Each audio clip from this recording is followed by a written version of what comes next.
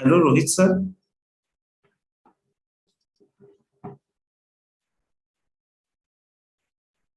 Hello Rohit sir.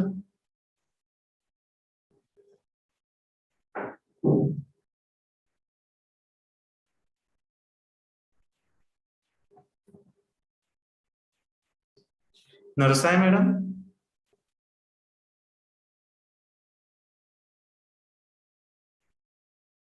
Narsay madam. हा. त्यांनी मला होस्ट केलंय आणि युट्यूब लाईव्ह सुरू केलेलं आहे, तर मग आपण 3:30ला सुरू करूया आपल्या ठरलेल्या वेळेनुसार. Okay okay. ओके. आणि सर आले की मला सांगा, मग मी त्यांना को होस्ट करेन. बरं. ओके. राजी वाकणकर सरांना हे कर ना.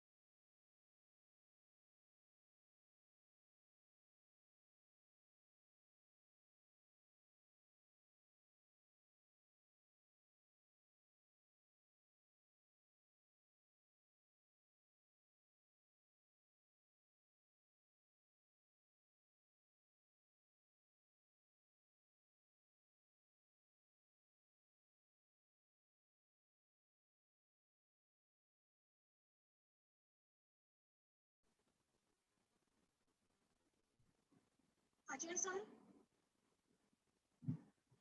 Ajay sir,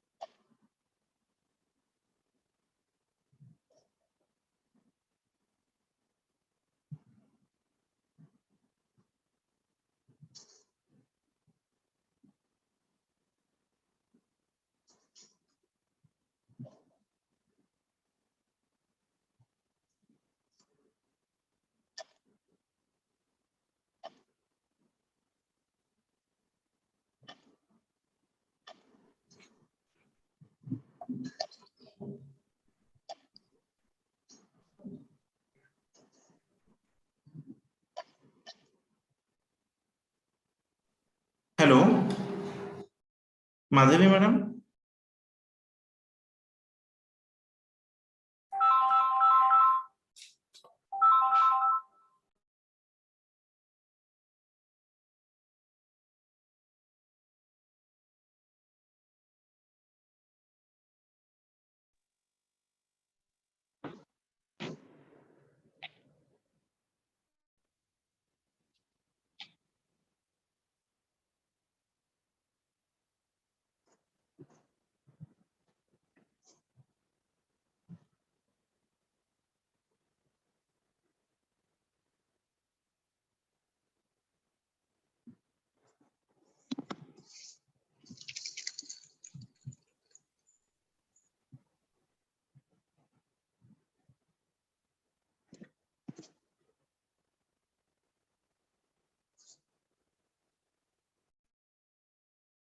hello hello hello, hello, ऐकू येत आहे? हो ऐकू येत आहे. ठीक आहे. किती वेळ आहे ग? अजून एक 5-1 मिनिट आहेत सुरू करायला. ठीक आहे ठीक आहे, मी आहे, तयार आहे. हा हा सबमिट करू.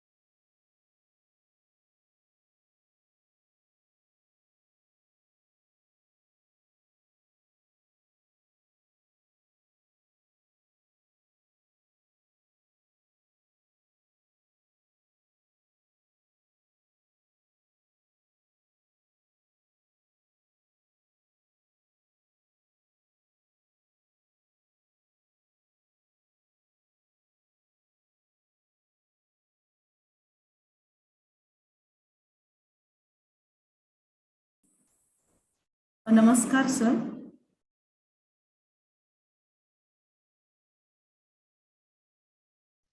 हॅलो, हां. ऐकू येत आहे? हो हो हो हो येते ऐकू. So first let me welcome. Namo Namaha. Swagatam. I welcome you all on the second day of the lecture series on manuscriptology, organized as a part of Sidange birth centenary celebration. So I welcome you on behalf of Department of Sanskrit, University of Mumbai and Rutayan. We have got a very senior person, researcher, academician, Professor Siddharth Wakankar sir, to enlighten us about a very important topic, manuscriptology. Yesterday, he has rightly pointed out the importance of manuscriptology, importance of manuscript studies, we can say, to his own prolonged research experience in this particular field. And today he will make us aware about the scope of research in manuscriptology. So I request Professor Siddharth Wakankar sir to start with his lecture. Once again, I welcome you all. I welcome Wakankar sir on the second day. Thank you very much, sir. Please start with your lecture.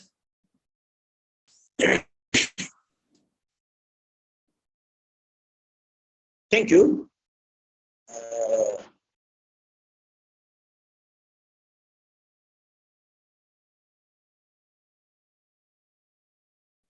Sir, you are not audible. I just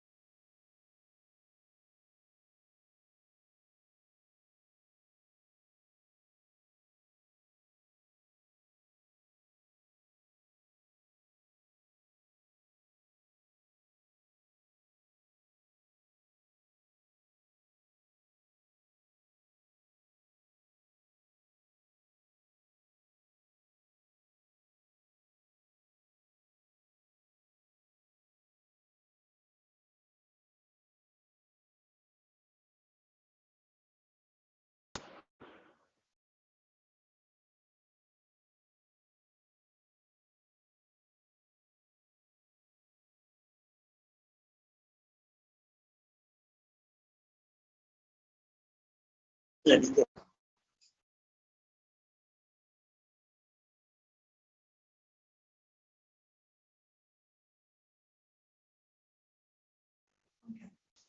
And you want to do sure.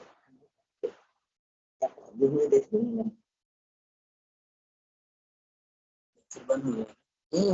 was सुनी नहीं रहे. Hello. Hello. Hello, hello. sir. Hello. Am I audible? Sir, you are audible. Sir, तुम्ही video बंद करा आणि audio चालू राहू देत. काय? व्हिडिओ बंद करा आणि ऑडिओ चालू राहू देत. ऐकू येत नाहीये? तर नेटवर्क व्यवस्थित नसल्यामुळे हा.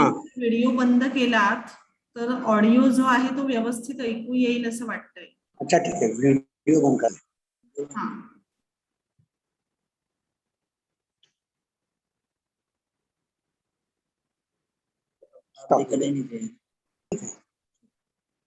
म्यूट है तो अनम्यूट करना देता.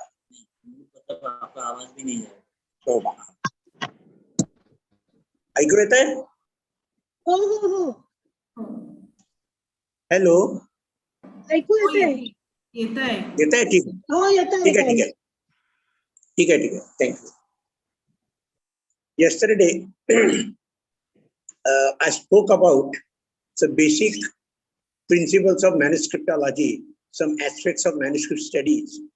Today, I will be giving you a very brief survey of the fields in which you can do research based on manuscripts. Before I start the lecture, I would love to make some important observations. Manuscript studies is not taken as seriously as it should have been taken. And speaking a little bit loudly and with full conviction, because I have been examining thesis based on manuscripts. So my observations I'll put before you, and then we will go to our proper topic.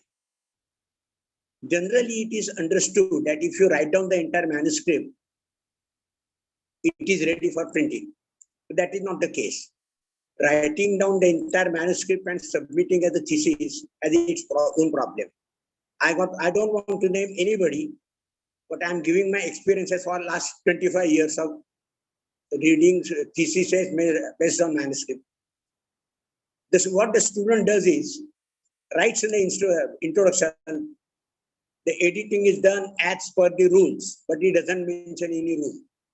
One thesis I saw, there was no mention of the word vulgate also or colophon also. And the work was on a commentary of a text. So instead of giving the text and the commentary on the text, the candidate had given the entire commentary as the text, and the original text of the grantha was given in the appendix. So that means the candidate wrote down the manuscript as he saw him, yadrusham, drushtam, tadrusham, likhtam, like that, without entering into details of the topics of the original manuscript. If it is Vedanta manuscript or Vyakaran manuscript, what are the topics, whether it is Saudhnya or Paribhasa or Taraka. So without mentioning anything, the thesis was submitted as a complete manuscript studies. And the text was in the appendix. Now, is the examiner supposed to go to the text by going to the text as well as the appendix? So when I pointed out to the guide said, the student doesn't listen to me. And the student said the guide is not guiding properly. Now I don't want to go into the details, this controversy of the guide and the student. But one important thing which comes out of this is, if the guide is not competent to venture to guide a student, because unless you are confident of your own scholarship in the field, don't encourage any student to work under you. Because I did not reject the thesis technically. I wrote in my report that the thesis must be rewritten. So rewriting a thesis creates problem for the student, but not the guide. So my humble request to all the guides, first see to it that you have sufficient practical experience in manuscript studies, in editing manuscripts. May not be critical edition, how to edit a manuscript, and then go on guiding. Don't put the student to trouble. One more example I'll give. Yesterday, I gave the example of Dr. Cardona. One of the students from India went to Professor Cardona.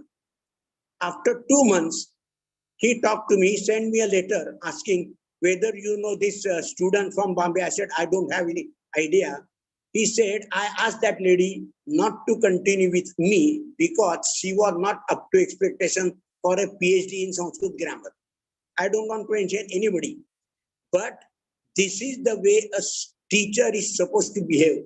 If he thinks that the student is not listening to him or her, he should ask the student to go to some other guide or change the topic. Because manuscript studies, I think, taken very lightly, very lightly. It's my pain, it's my agony. It is not so simple to write down the entire manuscript and say that it's critical edition. Critical edition has to be, see, we require the word criticism, we use the word criticism in a bad sense. But in this sense, it should be guna, dosha, vivechana. criticism, not only tika, it is guna dosha vivechana. So unless you have the guna and the dosha of the manuscript. So in this case of the manuscript, the candidate did not put parts of the particular manuscript, particularly Saudya Prakaran, Paribhasha Prakaran, Karaka Prakaran. So unless you know the topic, how can you adjust the commentary on the text? And the student had to waste nearly 9 to 10 months to rewrite the entire text, first point, then the comment on the point, second point, like that. And the problem was the student took it very lightly, very positively. Otherwise, his or her life would have been destroyed. So please do not encourage students to come to you if they are not properly trained in manuscript study. What I mean to say is the student should have basic knowledge of Sanskrit Vyakaran, basic knowledge of Sanskrit Chandas Shastra, and of course, ability to read and understand the text. Only writing down, copying down the manuscript does not mean critical editing. And there is a misunderstanding of the critical editing and critical study. Once thesis came to me based on only one manuscript, and the student said it is critical edition. How could it be critical edition if you don't have anything to compare with to collate other manuscript? So it could be a good critical study, but not critical edition. So these are the minor points which matter more. So again, I request the scholars who are teaching manuscript studies, who are encouraging others, be prepared to work on your own. It is a practical science. It is not as simple as teaching Vyakarana or Alankar Shastra or anything else. It requires more concentration, something like Samadhi. It's a Samadhi Bhasha. That's a Bhagavata is a Samadhi Bhasha. So we have to be concentration, perseverance to study a manuscript and to locate the problems. And unless and until you are thorough in a particular subject, don't enter into studying or critical editing of manuscript. I was asked by Madhavi Madam to give a lecture on critical editing. I said critical editing is like an antibiotic dose. It's not simple to understand critical editing. You have to go to different places, different phases, heuristics. Then these things which are to be collected, translations, etc., all those things. So critical edition is not a simple matter as is generally perceived and followed. So with these conciliatory words and request to all the teachers who are teaching manuscriptology or guiding students on manuscript studies, please bear these facts in mind. Don't get hurt by words. I don't want to hurt anybody's feeling, but it is a problem with the student and the teachers both. So don't encourage this tendency and understand, teachers also should understand that they have also some responsibility. They also can commit mistakes. We have to be introspective. Teacher doesn't mean he knows everything. So particularly in manuscript study, we have to be very, very careful. I should say cautious about it. Whether we are able to grasp the particular topic given in the manuscript, whether the manuscript belongs to Nyaya, Navya Nyaya, Vyakarana, Alankara, are you able to understand the text first, then go to the commentary. So with these preliminary remarks, I go to the next topic. Yesterday I started with saying that manuscriptology includes inscriptions, etc., everything. So hard materials and soft materials. And there is a huge scope of scholars in archaeology to work on inscriptions. Last 10-15 years, I have been experiencing the opinions, so to say, of archaeologists that there is hardly any person who is able to read inscriptions in Sanskrit. So archaeology department is devoid of scholars in Sanskrit. But inscription is a very rich field which still is not much tapped because it gives you some new things about cults which were available in those times. Or I said Pasupata Yoga in Vayu Purana, which is supposed to be composed in a place Kaya Varohana, Karvan in modern times. 45 kilometers away from Barodara. There is a Lakulisha cult is there and Pashupata Yoga is there. So Lakulisha, there is some work done at Lakulisha. One of my colleagues in Baroda, that Kashmiri lady worked on the Lakulisha 15 years back. She took all the information about Lakulisha from inscriptions also, not only Murti Shastra.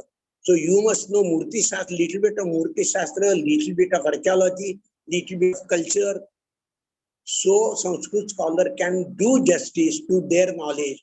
And I have repeatedly, I request scholar now see to it that your knowledge of Sanskrit is more important to scientists and the technologists. I give one example. 6 years back, I edited a very, very rare manuscript known as Narada Shilpa Shastra. I edited it with the help of an engineer. So my only work was the author. The editor requested me to study the Sanskrit text. I did it. I translated the text, and the engineering output was given by that engineer who knew little bit of Sanskrit, but he said he is not a Sanskrit, that's the land I myself was. So our knowledge of Sanskrit is to be helpful to scientists more than this Alankar Shastra, Vyakaran, these accepted fields of research.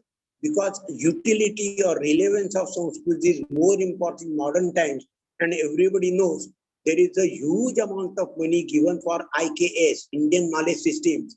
Indian Knowledge System, nothing but everything in Sanskrit. So Sanskritists have lined their own girdles to help others with the help of knowledge they have and try to interpret their Sanskrit knowledge to give meaning to the scientific or technical terms. In Narada Shilpa Shastra, I can come to temple architecture. See, temple architecture also is one of the rare fields where Sanskrit scholars can help the architects. So these are the fields where our knowledge is more important, because the problem is generally Sanskritists don't know science and scientists don't know Sanskrit as such. Of course, there are some very worthy exceptions. I know of one very great scholar, about 90 now, Dr. B.V. Subbarayappa. He's in Bangalore. He's 95 now. Basically, he studied from Parampara, Guru Parampara, and then he became a professor of chemistry. And he has written a lot of work on science in Sanskrit. His latest book is Science in Sanskrit, published by Rupa Publication in 2012. In that book, his earlier book was A Concise History of Science in India with other two authors. So there they have given the Sanskrit sources on topics related to physics, chemistry, botany, everything.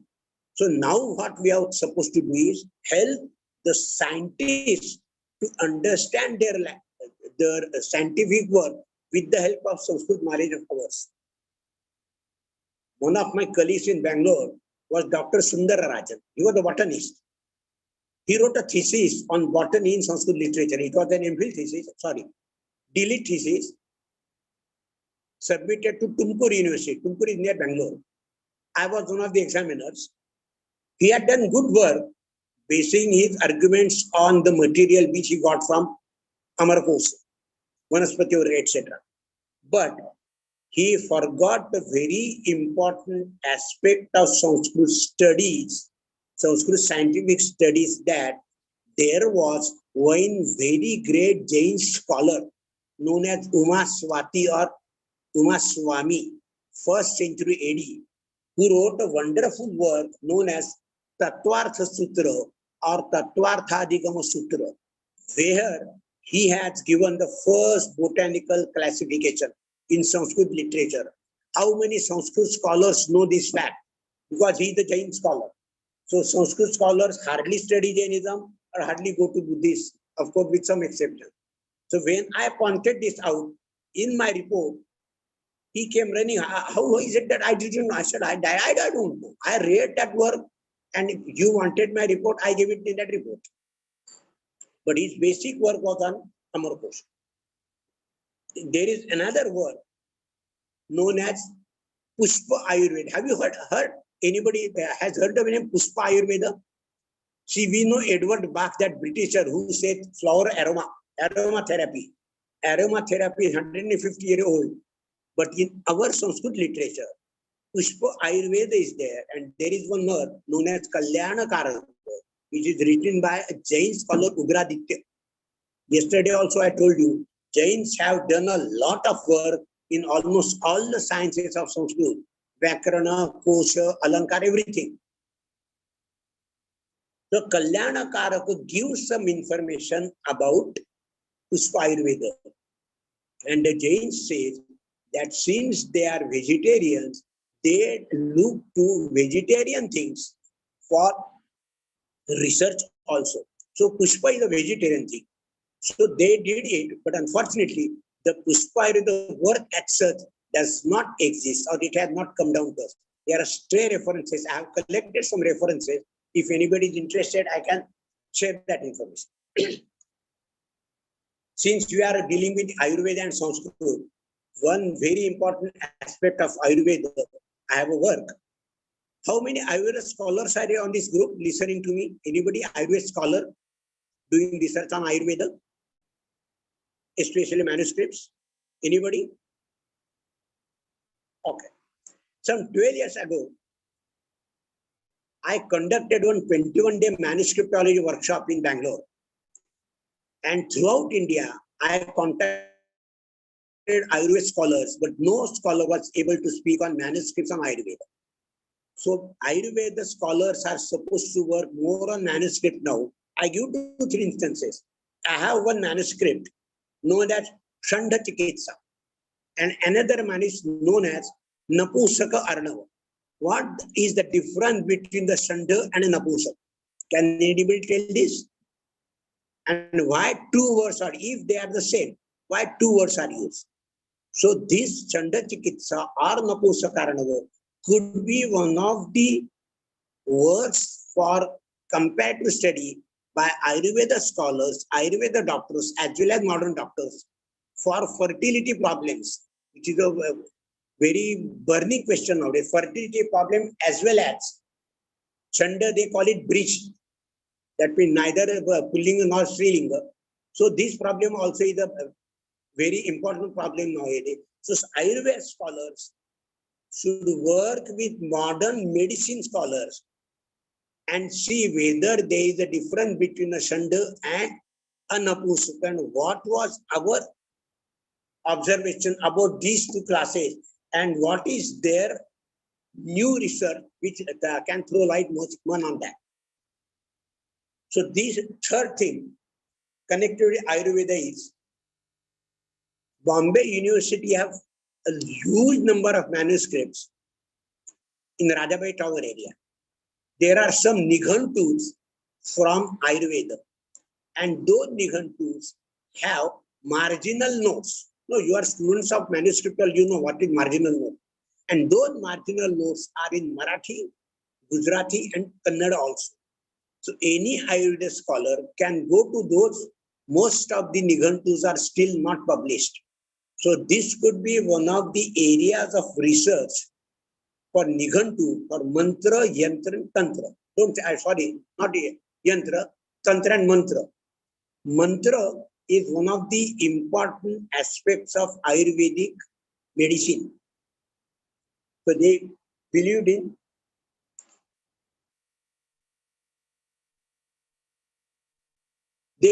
mantra also. So these Nighantu Granthas could be useful for a comparative study. Another aspect of Paka Shastra, everybody knows Bhojana Kutala. Raghunath Ganesh Navahasta in modern place Navate. He was the chief of Tanjavur court, and Bhojana Kutala is in 3 parts. Only 1 part is published, other 2 parts are still in manuscript form. They are in Tanjavur, Pune, and Baroda. If anybody is interested in working on the 2nd and 3rd part is not much important because that is Vibhavari Vilasa. Everything in night sports of the king. So you need not go in for that. There is not much Ayurveda, but 2nd part Ayurveda is there. Non-veg preparation, etc. So we add this. So these Pakashastra manuscripts also are one of the important aspects of research. And I can give you a personal information. I wrote a long paper on Pakashastra manuscripts in Oriental Institute somewhere in 85. And Sanjeev Kapoor, the great chef, came to Baroda in search of the person who wrote this article. We gave a Xerox copy of all our manuscripts to Sanjeev Kapoor, and he is writing his book in Marathi and English and Mauj Prakasham. They are publishing it. Yes, it is Mauj Prakasham. And every time his book comes out, he sends a complimentary copy to me. So he says, whatever I say, that is all in Sanskrit text. So he got the Xerox copies, studied them with the scholars in Bombay, and wrote the books. Of course, their book, general books for general public, but they are there. I think your Rujuta Divekar also might be working on these, some of the manuscripts. One important manuscript which I edited, I'll give the name. Name itself is very beautiful. Ruchi Vadhu Gala Ratna Mala. Ruchi herself is a Vadhu. And what is the Ratna Mala in her Gala? That means all the recipes of Maharashtra and South India are given this word. Ruchi Vadhu Gala Ratna Mala. So Srikhanda is there, your Vada is there, Modaka is there, everything, whatever you eat nowadays, traditional food, everything is given in Ruchi Vadhu Gala Ratna Mala. But nobody has worked on that. I have edited it in one of my books. So this is one more area of Sanskrit Ayurveda. Next is Tambula Manjari.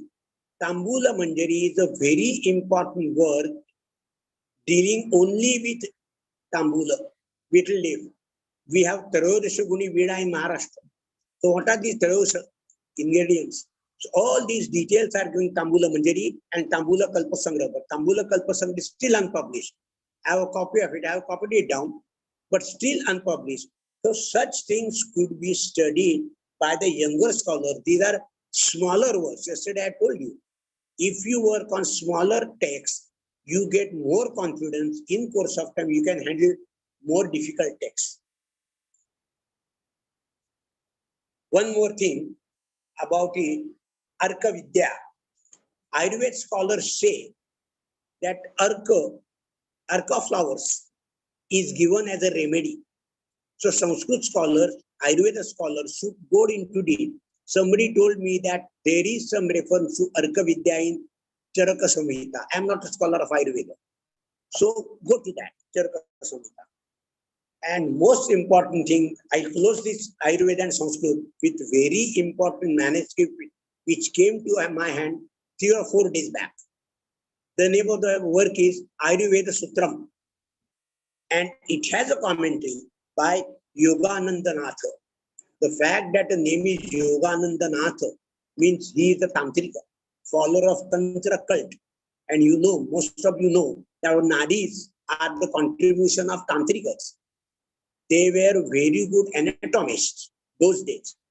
So this work, I just have written on one line, I just read it for your information. This text is the only text which gives prominence to fasting and deep breathing as a sure means, both curative as well as preventive, of all those diseases which are found to defy the power of the drugs in the form of churna, taila, lehya or rasaya. So this is the important text from 15th century. So Ayurveda scholars can work on it. And another part, important part of this Ayurveda Sutra is, he has done some work on yoga also, Hatha Yoga and Patanjali Yoga. So it is multidisciplinary work basically on Ayurveda, embracing Hatha Yoga and Patanjali Yoga aspects also in 2 chapters. And he says, 2 important observations I have written down: theory of fasting and deep breathing coupled with natural rasa diet. And secondly, another theory expounded by this man is the unity of the cause of diseases, namely all diseases are due to ajirna or indigestion, which in its term is brought about by the accumulation of amogus in the alimentary canal. See, 500 years back, this man is saying that ajirna is the main cause of that. And now 200 years ago, the foreigners, Americans, last century and a half, now they are coming to this conclusion based on their own research. But this research was done by this Yogananda some 500 years back in his Ayurveda Sutra. The manuscripts are in Grantha script, Malayalam script, and one Devanagari script, which I could read. I have not gone through the entire manuscript. It's a big work. But just I came to know some 4 days back. So I thought of sharing my knowledge of that manuscript with those who are Ayurveda scholars and Sanskrit scholars in this group.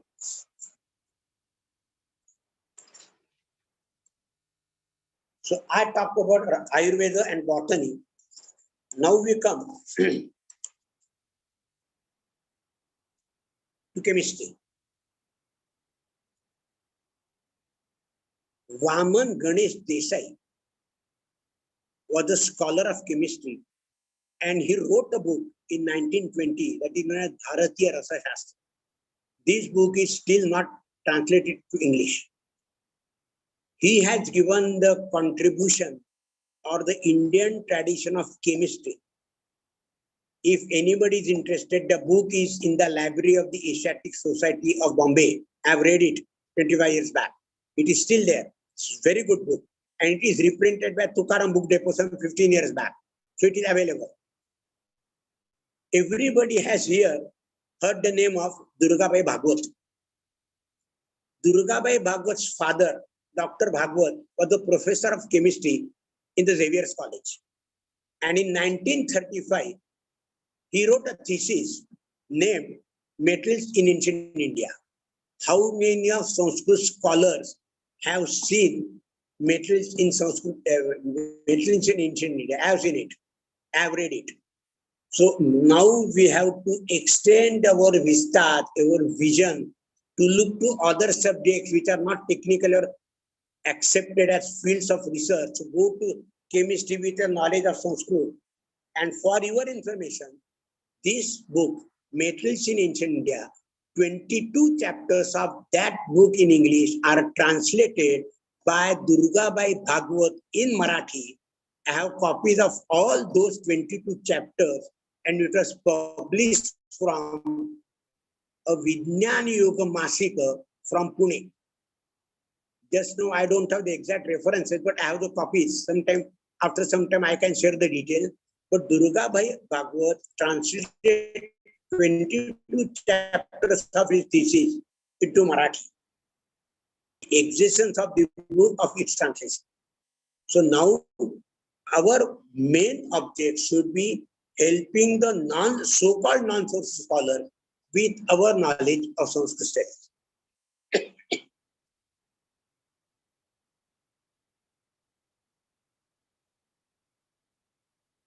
If you go to fine arts, there is a school, Ragamala paintings. That means pictorial description of raga and literary description. Yesterday I referred to it. So this is one more important field where Sanskritists can help non-Sanskritists, Ragamala. There is one more important thing. Bhavani Chitra Sangrahalaya in Aund by Balasaheb Panta Pratinidhi has a huge collection of illustrated manuscripts. Anybody knowing Sanskrit can work on that and see. I have collected photographs of Saptashati, Durga Saptashati, 45 photograph pictures of Durga Saptashati I have collected for myself. So I'll be editing that. But there are Ramayana. Balasaheb Pantapuri himself was the painter, and he has painted the entire Ramayana. And was the person famous for Surya Namaskar. So if you go to that place, you get a huge, rich collection. I got 3 manuscripts from that. One I have already edited, that is Gaja Shastra. Ashwa Shastra is in printing process. And third book I gave to one of my students, very famous dance critic, dancer, and dance guru, Dr. Sandhya Purecha. She is working on it, and the name of the manuscript is Abhinaya Darpana. Sorry, Abhinaya Lakshana. It is only one manuscript. I got a transcription from Hound. I have given that to Dr. Sandhya Purecha and hope she will be in a position to bring it out with her own expertise in dancing. So these are the fields Sanskritists can go on and study for the benefit of their own knowledge, their uplifting of their own subject, and for IKS, because all IKS persons are going to tap on your knowledge of Sanskrit. Get a point? In this regard, I would like to say one more thing. You must have heard the name of Nagotaukar. He owned a printing press, and he is famous for two very important books. One is an essay on Apsara, Yakshad, Gandharvas, Kinnaras. So first essay on these three, Apsara, Gandharva, and Yakshad. How many of our scholars have read that book? You must have read Ananda Kumar Swami. He was a great scholar. I don't go to that. But Nagotaukar wrote another book, Prachin Bharatiya Vidyapithe, where he had given information about Takshashila. Everything is there. If you read these books, you get primary sources for our further research in Sanskrit study, which could be useful to other scholars from other fields, especially science and technology.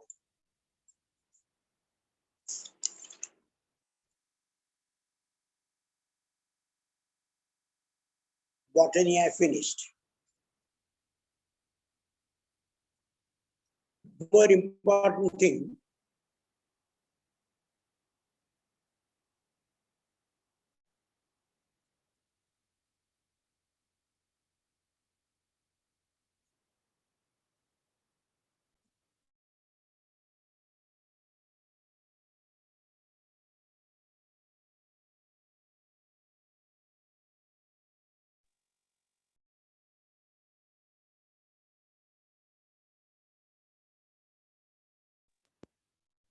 am I audible? Hello? Hello? Hello?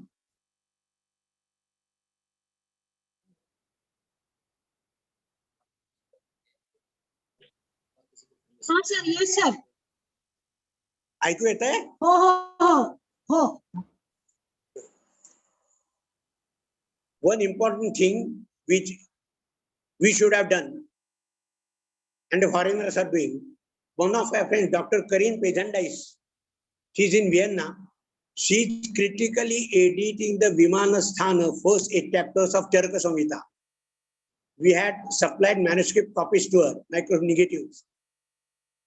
And unfortunately for us, not a single Indian scholar is on her team. Or she say that all our scholars are European scholars. So European scholars are working on Ayurveda, and I did not get anybody in India who is working on manuscripts on Ayurveda. It's 10 years back. So this is one more important thing. If you want, you can have contact with Dr. Karim. I can share that details. So Ayurveda, we have finished.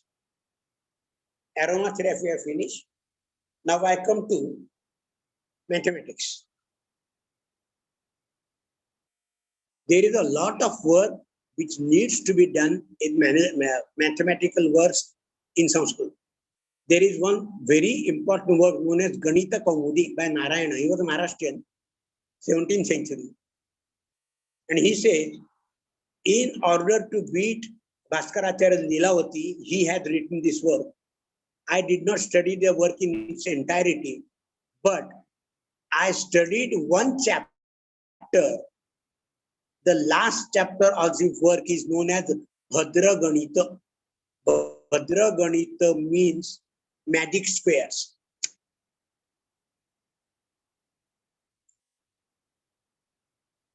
Magic square. You know what is magic squares? I hope everybody knows it. Magic square is one of the very important aspects of mathematics. Permutation, combination, etc., etc.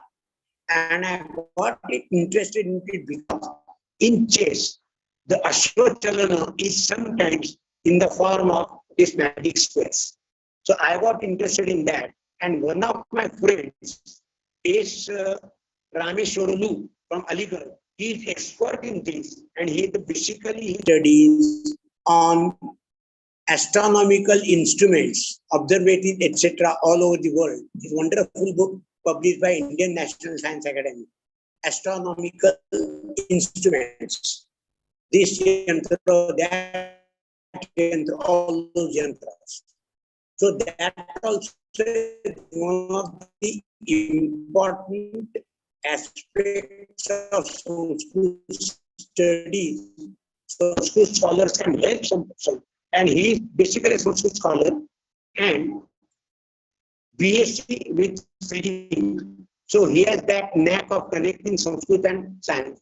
And his wife is German. She teaches German in Aligarh University. She used to teach. Now he's retired. He has settled in Germany. Still he's working on that. And every January he sends new magic square. So this Bhadraganita portion also is important if you are interested in some very important aspect of magical squares. Next, Mami astrology. One of the scholars, Dr. Iyengar, to edit Parashara Tantra. Parashara Tantra is a work on astronomy. This Grahana, Dhumaketu, etc., etc. So, physical phenomena of astronomy. So that Parashara Tantra was published in 212 and Narada Shilpa Shastra published in 218. I was working with him on Garga Samhita also. Garga Samhita is very big manuscript, 232 folios. Two manuscripts I got from Alwar branch of the Rajasthan Orient Research Institute. But since I left Bangalore, I am no more connected with the project of Garga Samhita. He has some other persons with him. So astronomy is still a thing, still a topic which we can work on with the help of our Sanskrit knowledge. Recently, there is another branch, medical astrology. I remember one of my neighbors in Shivai Park area was Mr. Karnik. We used to call him Bacha Karnik.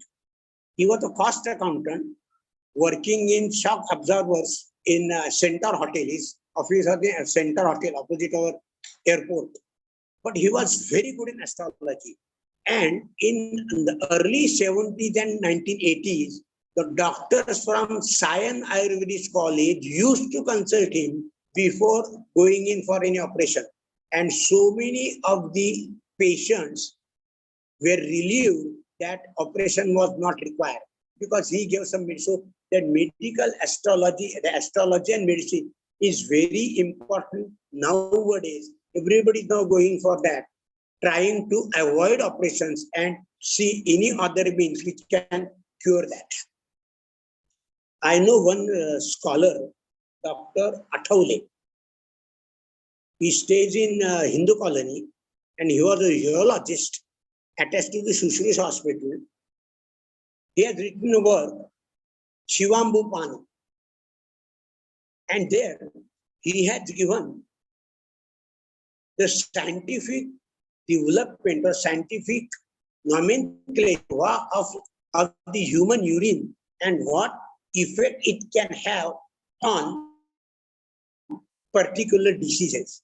So I had a talk with him. He said, in Sushrush hospital, I don't advise this Swamutra theory to anybody. But if anybody comes to my hospital, third gully, Hindu colony, he said, then I advise them go in for Swamutra Chikitsa.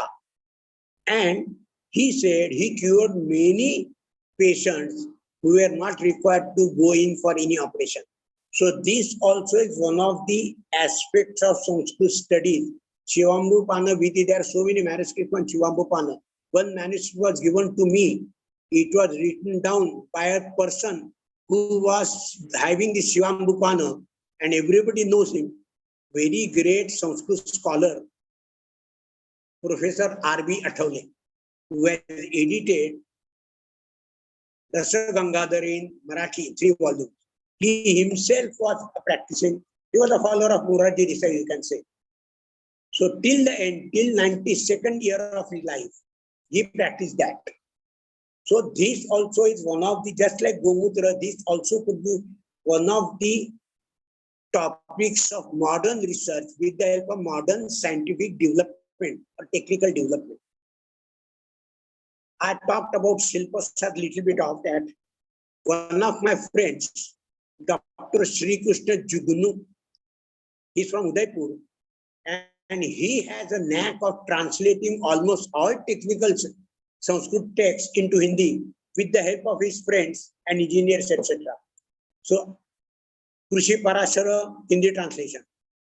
Then Vriksha Ayurveda, Hindi translation. So all these Sanskrit texts which are on scientific or technical subject should be studied by us, and one of that is this Shilpa Shastra also. You might be knowing, I am editing a book wherein 35 articles of a scholar from Nashik, Krishnaji Vinayak Vaze. He was an engineer. He passed out engineering from Pune College in 1893, then worked with British government, and he was the person instrumental in Sakkar Dam. You know Sakkar Dam, which is in Pakistan now.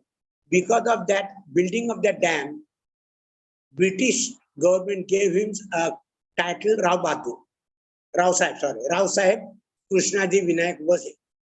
He wrote 35 articles on Shilpa Shastra, temple architecture, engineering, etc., etc. But unfortunately, I am very painful to say, unfortunately, 99.9% of Sanskrit scholars don't know this particular development. Neither the book where it is published is known, and that book is, that journal is Vedic Magazine. It was published from Lahore. It was run by the Arya Samaj. But most of some Vedic scholars, I found, only one person who knew that was Ranveer Singh in Kurukshetra. He said he knows that because of editing that Prachi Jyoti, and he was from that area. He was connected with Lahore. I was yet to see any other person who has seriously taken this KV Vaze's work. I am now getting it printed. So Shilpa Shastra, architecture, engineering, etc. This is one more very important field where Sanskrit scholars can contribute their might, their knowledge, their expertise by collaborating with science scholars.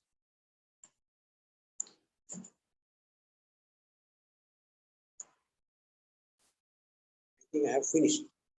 Now we come to another part, horticulture, agriculture, etc. See, there are many works on Hastya Ayurveda, Gacha Ayurveda, but there is no work available on Go Ayurveda. I have mentioned this in my keynote address in that book published, Murga Pakshi Shastra. So we have to go in for such works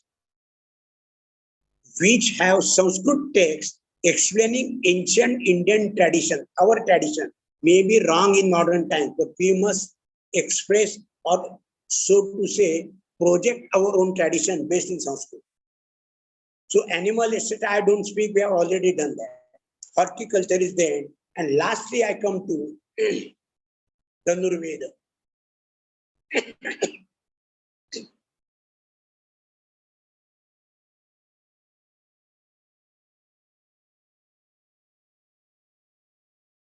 Deccan College, Pune, has 11 manuscripts dealing with Dhanurveda, and their copies purchased from Nepal. If anybody, Pune is there, go to the register. I have seen it, I have noted down. Go to the register. There are 11 manuscripts on Dhanurveda. Why I speak on Dhanurveda is, see, Dhanurveda, you can hit the target only when you have concentration.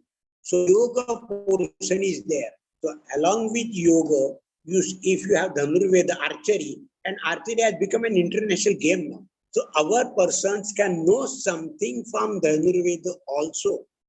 I have one rare manuscript. It is known as Kodanda Mandana. We have a manuscript in Baroda. I am editing the work. It is in 22 chapters. He gives each and every minute detail of Dhanurveda. What are the varieties of Dhanushya, what are the varieties of Banas, what is Naracha, what is Nalika, all these details are given. How Astra or Shastra is to be used. All those things are including mantras are given. So this is one of the important aspects. See, there is only one person, I should say there was only one person who worked on arms and armory in ancient India, and that was Gayatri Nandan Pant. Have you heard his name? Gayatri Nandan Pant. He was in India National Museum, Delhi, and he wrote 3 volumes, Indian Archery and Arms and Armory in Ancient India.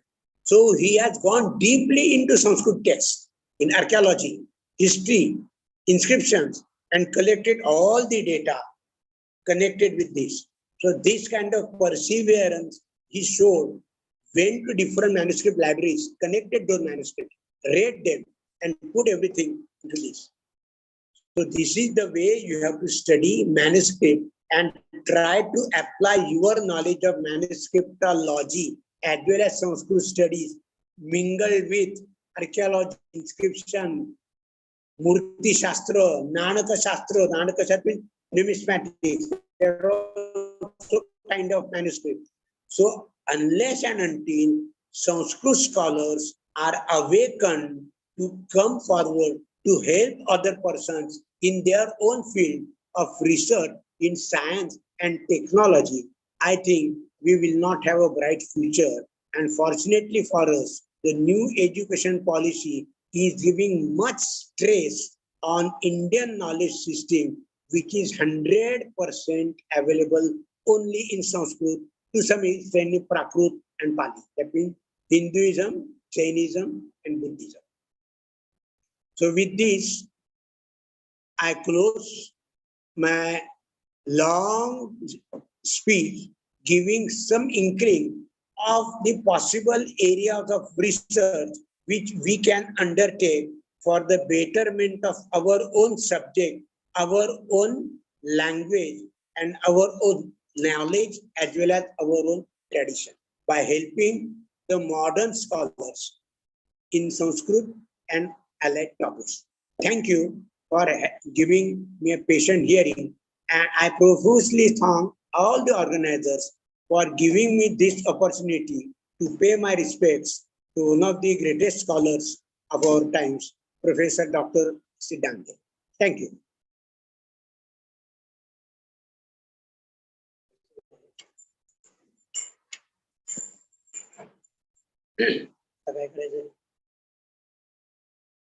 Are there any queries?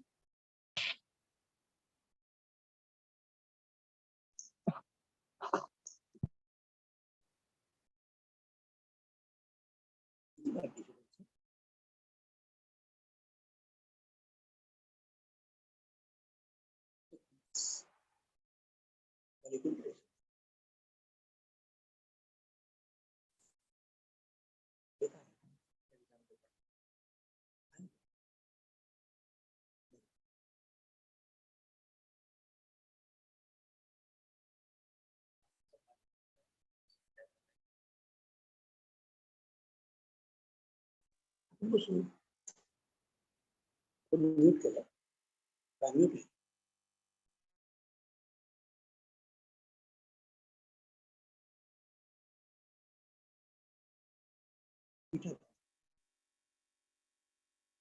Does anybody have any query?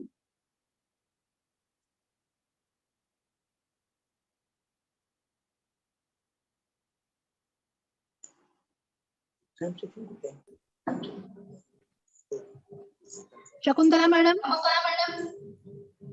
Ajay sir. हाँ बोला madam. If there are any queries, just we can take those queries, questions. Okay, madam. Participants, you can raise your hands if you have any query. I will unmute you.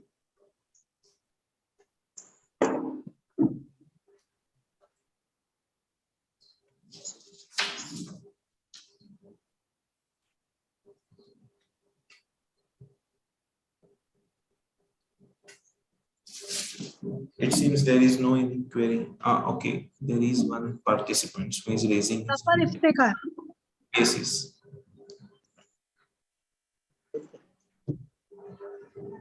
You can unmute yourself.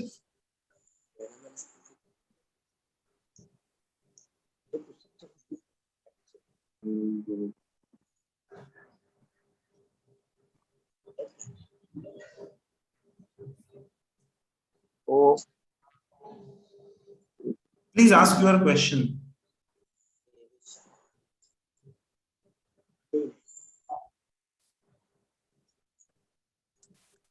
hello. Hello. Please Yeah, ask your question.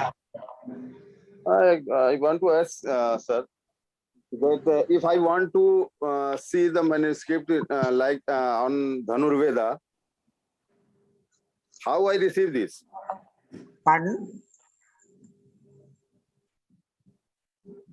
I could not get you. Yes, sir. I could not listen to you. Actually, I am interested to read, to see the manuscript about Dhanurveda. Ah, So how I can receive? Like you see, I'm said, that working on it's the available in when the Pune. book is out, I'll inform you. When the book will be published, I'll inform. It is in the press. Okay, sir. Thank you.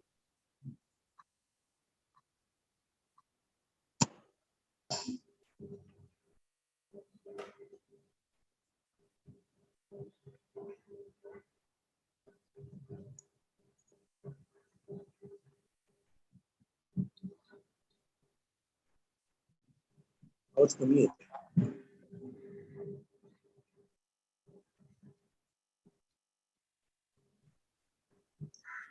Sir, there is one question in chat box. What is that question?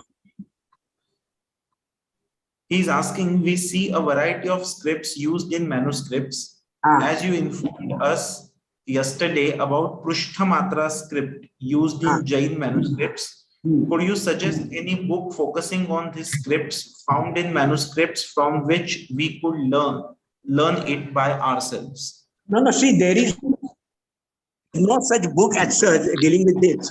But if you study with some Jain Muni also, see, it requires practice only. You have to study it with the help of the Jain Muni or a scholar of Jainism who really readily read that. Because generally this is, so to say, limited to Jain field only. Even in Sanskrit text, you find very rare manuscript in Prushthamatra, unless they're written by Jain scholars. No such book as such.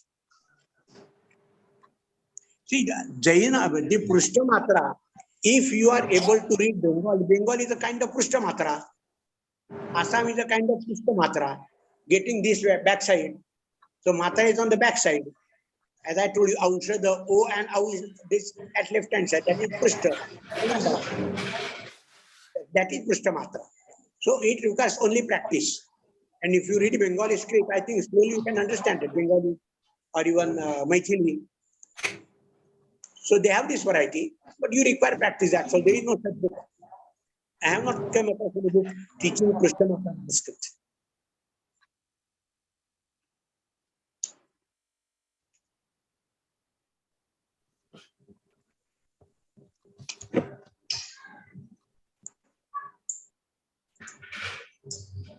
Any other query?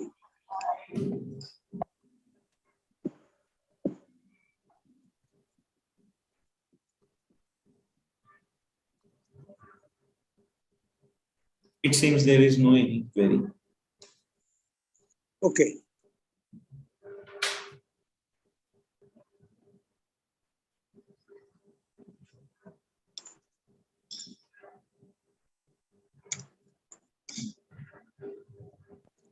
So you can propose a vote of thanks, Ajay sir. Okay. Thank you, madam.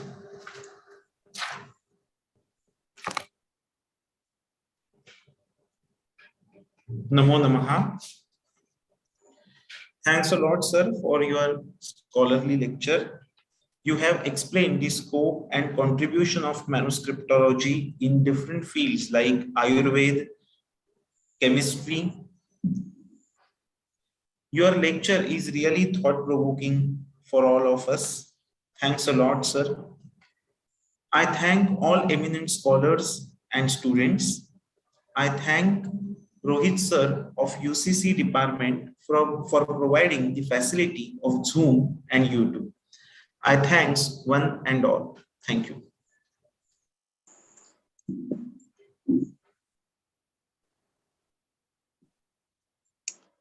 Hello. Hello, Madhavi madam.